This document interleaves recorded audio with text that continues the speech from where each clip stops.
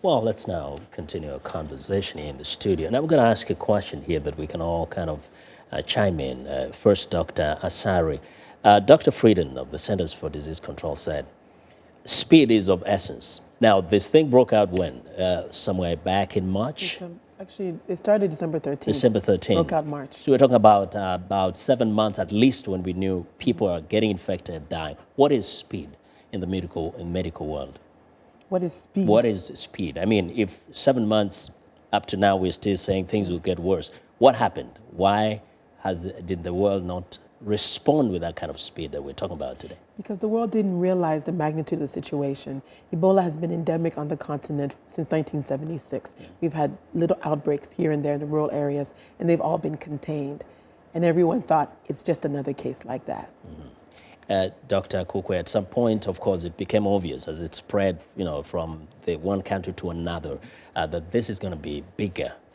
From your assessment, what do you think was not done that has led to where we are today? Yeah, that could have been done better. A couple of things. The first thing is that the governments of affected nations were slow in mounting, as Linord said, a vigorous information, education, and communication campaign once they became aware that Ebola was afoot within their countries. Then the second thing was that the public in those countries did not believe their governments initially. So there was a lag period of about 6 weeks where there was inertia either from the government or from the public in changing practices. And then the final thing is that the international response was also a bit slow, leaving non-government organizations in the scene to manage as much as they can. Okay. I know you got something that you may have wanted to ask these two doctors over that time that you've been covering this story.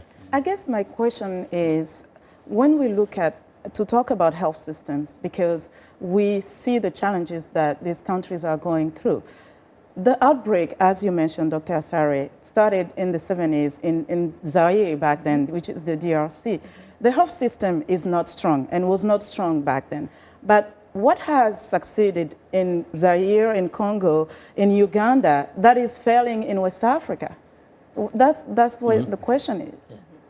Let me answer that question. Two things. One is that the current outbreak is in congested urban centers in Liberia, Guinea, and Sierra Leone, unlike what we've known in Central Africa, where they were often at the edge of the rainforest. So that's the first thing.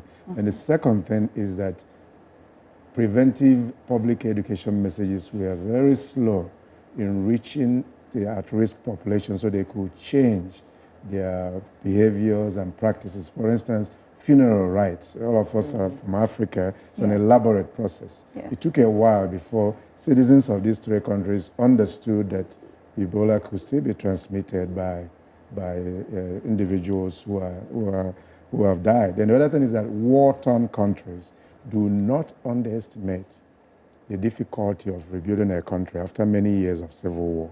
And I think Liberia and Sierra Leone are dealing with some of the aftermath of their long civil war.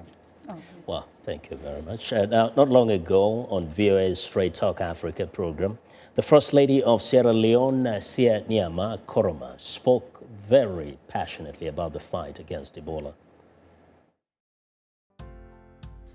Nyama Koroma, the First Lady of Sierra Leone, speaks to VOA on the Ebola crisis.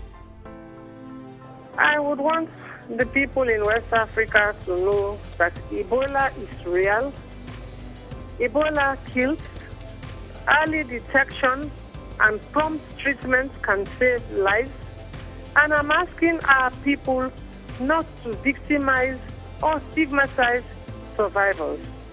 Ebola is a challenge, but together we'll all be able to overcome it. That was Nyama Koroma, the First Lady of Sierra Leone, speaking to VOA Africa on the Ebola crisis.